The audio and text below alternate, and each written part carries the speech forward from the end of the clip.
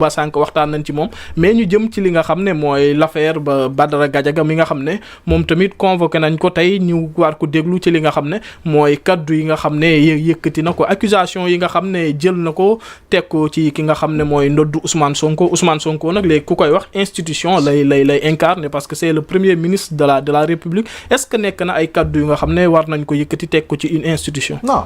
xam nga yow da nga ne institution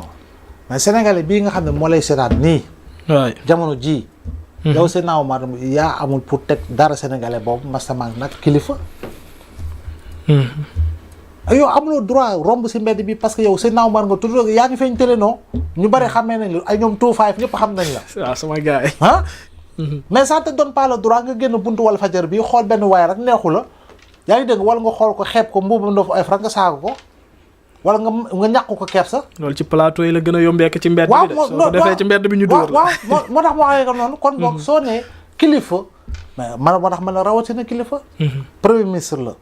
tey na nga doon waxee moom si kuje mais bokkatul nit ki nekkoon kuje bokkatul ak nit ki nekk si nguur. te nit ki nekk si nguur mooy Elimane Diouri mooy chef de l'administration ba pare dafa am ay pouvoir yoo xam ne daa ngi dégg da koy exercer si turu président de la république. kon. am na cër ak cëslaay boo xam ne nga ko war a delloo am na noo waree wax ak moom tey ba muy nekk opposant na nga ko daan gisee bokkul ak jamono ji parce que tey jii nii bu taxawoon ba muy nekk opposant da nga koy seen waaxu ci moom tey jii mënatoo ko gis waaxu ci moom loolu c'est la réalité de la vie. Macky Sall bu muy nekk opposant da daan ànd ak kuréelam bu wàccee mooy fëgg mooy dugg si néegu ñax yi ak yu tout ça nit yi taxaw nuyonteeg moom ba mu nekkee président est-ce que mënati nga ko. impossible doo ko gis wala boo ko bëggee gis am na fooy jaar. c'est cela la réalité du pouvoir. il faut que tamit ñu nangu ko pour wax ni ñun suñu wàllu bopp dañoo war a jox cër dañoo war a joxante cër d'abord ba pare wëlbatiku jox cër ñi nga xam ñoo di kilifa. kilifa nag mooy ñi yore mbiru àddina si wàllu gouvernement si wàllu état kilifa gi mooy chef de quartier bi kilifa gi mooy imam bi kilifa gi mooy labbe ba kilifa gi mooy sëriñ sa donc impérativement c'est normal. mais attaques yi nga xam ne actuellement ñi ngi koy nemmeeku mën naa ne Ousmane Sonko opposant peut-être que mi ngi doon am ay attaques mais attaques yu virulentes yi nga xam ne mi ngi koy jot bi mu yoree li nga xam ne mooy nguur ku ne nguur wax li nga xam ne mooy la force légitime police gendarmerie lépp nga yor ko est-ce que nekkul li nga xam ne mooy voilà c'est faiblesse su seen pouvoir la wala volonté de rupture bi nga xam ne ñoom bëgg nañ ko andi moo leen sonal. waaw mais xam nga il faut pas tomber dans le piège de la rupture. parce que bu fekkee ne lépp loo yëkkati bëgg doxal ñu ne attention ñoom ñoo waxoon rupture. mais la rupture ne voudrait pas dire laisser faire boo xam ne ça va conduire à une forme d'anarchie. on doit éviter le piège de la rupture et éviter le piège de la rupture. dul da ngay ñëw rek ne ok garaawul ñu ñoo doon wax lii ñu doon lii déedéet du ñu defee déedéet. dëkk la dafa may texte yi ñoo ko régir mooy loi yi mooy règlement yi léegi nag loolu texte may. dafa am foo xam ne dañ ko déggoo ñu ne ok kon fii la ñu war a yem waruñu dépasser lii fii la ñu war a def waruñu def lii nangam sangam impérativement waaye tu peux pas laisser comme ça après mu nekk benn forme d'agir yow wax nga cité nga léegi Paul Valéry. si l'État est faible nous périssons. absolument ku nekk lu ko neex lay def mais si l'État est trop fort il nous anéantit il nous écrase. donc li nga xam ne moo di liberté dafa am foo yem parce que yow boo nekkee ci mbedd bi am na loo xam ne sañoo ko def. waaye am na loo xam ne boo duggee sa biir kër yow sañ nga ko def te kenn amul fitu dugg sa kër di la ko tere parce que tu es dans ton espace privé. Confucius moo doon wax l'autorité de l'empereur s'arrête à la haie du bambou du village. kon dafa am foo xam ne ñu ñoo ko bokk espace bi ñu bokk nag dafa am loo xam ne daf ñoo tënk te loolu moo ñu sut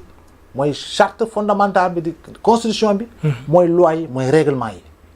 mais su doon loolu la mais kon man lu ma tere ubbi banque saa waay dem ubbi coffre gi saa waay jël fa lu mu fay jël saa waay romb dem. dóor gaay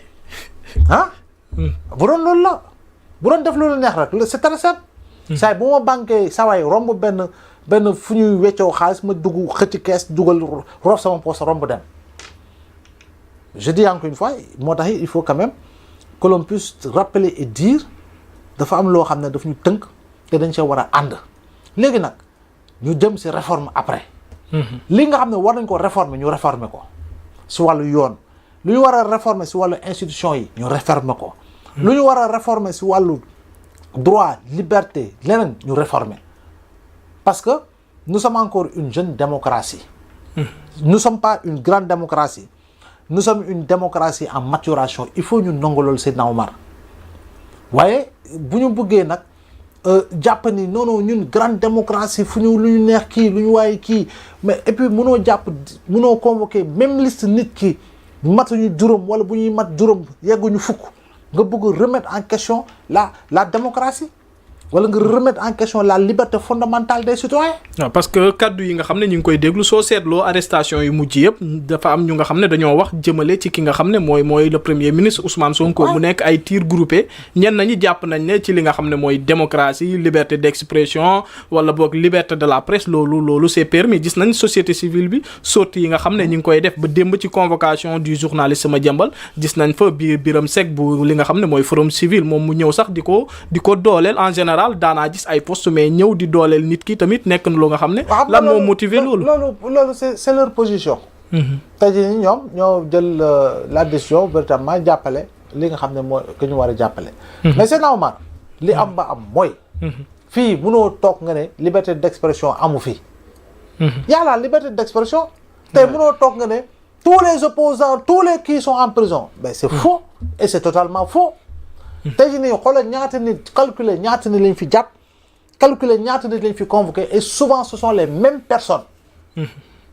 je dis souvent ce sont les mêmes personnes kenn koo xam ne moo ci bees ñu convoqué ko mooy le journal suñu confrère Bachir Fofana moom kese ngay xam ni moom kese la ñu moom moo njëkk a am jamono ji problème dañ leen a yónni wala ay politiciens la ñu nga xam ne dañoo déguisé non du ma affirmer ndax dañ leen yónni mais am na si ñoo xam ne dëgg ba ñu tàmbalee wax ba léegi ba si jamonoy opposition ba tey dëgg ay la yëwan benn nit la ñuy chargé benn nit la ñuy song benn nit la ñuy wax safar mooy kii nekk jamono ji premier ministre Ousmane Sonko te il faut quand même qu'on ait le courage de le dire fii Azura fii bu mu génnee ñu naan saaga naag saagawul moo saaga njiitu réew président bi fi nekkoon fii la ñu toog dañ ko kàddu ñu si wax ñëpp ko ñaaw wax nañ ko xam nga rappeler leen nañ ko c'était de l'indiscipline notoire et que yoon dafa war a def liggéeyam donc fii tamit même chose parce que ka ngay waxal jëwriñ la waaye bul xamal ni bul fàtte ni borom kër la bul fàtte ni bàyyi la surtout donc il faut quand même nga delloo ko cër boobu ay la yoon mais mënuloo toog tamit chaque jour foo dem même propos nit ki ngay songu amul benn argument booy wax parce que du jàng bi moo la ko may du xam-xam bi moo la ko may exercer woo la profession de journaliste tu vois un peu di nga dem ba ñenn ñi sax dañuy nekk chroniqueur ñu naan chroniqueur bay wëlbatiku bu toogee naan ñun journalistes yi seen métier bi kay waaw man génne naa sama bopp seen métier bi rido may gala voilà mais noonu quoi donc daal c'est normal gis nga débat yooyu pour man fu ñu war a dugg yaatu na fu ñu war a dem bari na lu ñu war a wax bari na même si bu ñuy wax ci politique bari na waaye nag depuis vendredi vendredi samedi dimanche lundi mardi ba tey mercredi ñu ñu Sénégal gi yëpp réseaux sociaux yeeg partout foo dem on ne parle que du même sujet mais c'est problématique doy na waar de c'est problématique donc il faut quand même que ñu xaw a évoluer un peu nangu évoluer ndoo si li nga xam ne moo soxal sénégalais te jàpp naa ne li soxal sénégalais bari na te mooy problème yi xam ne sénégalais ñu ngi koy dund si wàllu lekk si wàllu naan si wàllu liggéey si wàllu mën a am si wàllu xëy y a pas mal de trucs yoo xam ne moom moo gën a intéressé sénégalais léegi nag ñun est-ce que ñoo bëgg transformer suñu bopp en réew de topp kaa waaw def ne waa TikTok bi di live bëgg kaa topp kaa wa ilaa bëgg kaa topp kaa di xaar kaa bu kaa amul sax ñu inventé kaa loolu dafa metti doyen doguma la mais dama gis tey benn texte bu nga xam ne voilà dama ko mujj copier parce que dama gis ki bind texte bi nee na Sénégal mooy dëkk bu nga xam ne magistrat kenn du ko laal journaliste kenn du ko laal opposant kenn du ko laal li nga xam ne mooy patron de presse kenn du ko laal activiste kenn du leen tëj li nga xam ne mooy société civile kenn du leen tëj mais aussi li nga xam ne mooy partisans yi ma ne kon léegi kan la ñuy tëj yoon donc est-ce que jarate na ñuy am li nga xam ne mooy justice su fekkee ne li nga xam ne mooy toutes ces couches de la population ak luñ mënti def dérive yu mënti def suñ leen bëggee song dina am ñu jóg défendre leen. waaw mais xam nga c'est une chose tout à fait normale saa bu ñu laalee dara nga gis am forcément c'est tout à fait normal di am ñu jóg. jàmp am na ñoo xam ne nag dañuy jël situation profité ci pour am ci tour pour ba gën see fës. am na ñoo xam ne contexte bi dafay naan teg dara xew ñu ne xaaral ñu sóobu pour véritablement mën a am des dividendes sur le plan politique loolu tam dafa nekk une réalité. Mais dans ce pays là warul am intouchable de quelque bord qu'il puisse se situer. Parce que c'est normal tout le monde est justiciable. Puis tout le monde doit être justiciable. Absolument. Donc moo tax même réforme bu ñu si defee effectivement magistrat jugé nañ ko condamné ko wala teg nañ ko loxo musul am. musul am te maa ngi gis tay seeraan benn magistrat boo xam ne il dit qu'il a fait 42 ans de magistrature am na yu bari yoo xam ne ŋaññu na ko te moom c'est magistrat. Absolument. Donc amul fenn fooy dem fekk fa le parfait. Le parfait n'existe pas. fépp foo dem dina am lënt yooyu nag da ngay fexe di ko jubbanti di ko jooyanti muy gën di baax. waaye lépp mënta booloo baax. Absolument. léegi nag corporatisme pour corporatisme fii jàpp nañ fi ñaata yoon lañ fi jàpp enseignant wala professeur. syndicat yi jóguñu. wala leneen ak leneen donc secteur boo laal rek ña bokk si secteur boobu dañuy jóg le plus souvent. et c'est tout à fait naturel mais li si ëpp solo mooy nañuy xam des fois nag ni nit ki moo tooñ. des fois il faut ñu nangu ni nit ki moo tooñ boo koy défendre tamit défendre ko sur principe waaye war ko fàttali ni tamit attention beneen bu ko defati il faut nga moytu. waaye mënoo dëkk si tooñ te ba pare nga ne kenn du la laal ce n'est pas possible mënoo dëkk si tooñ ba pare nga ne kenn du la laal tooñ si boppam la ñu war a tegee na le wax li nga xam ne moo di yoon dëkk bi lu ñu war a waxtaanee bari na. wàllu engrais ñu ngi si hivernage le ministre Cheikh Tidiane Dièye comme nawetam la de. nawetam la lan la si jot a def. Absolument. te mi ngi def tournée bu exceptionnel mi ngi def liggéey bu am solo. fa la ñu yegg lan la ñu war a mën a xaar si dëkk yi nga xam dañ doon taal lu si mel ni Touba. mais question yooyu sénégalais bëgg nañ ko xam. Absolument. donc je pense que y a pas lieu d'étendre la réflexion. Parce que les faits sont là mais on préfère laisser les faits pour véritablement nous concentrer sur l'accessoire. te accessoire boobu moo amul njariñ kenn parce que yow ak man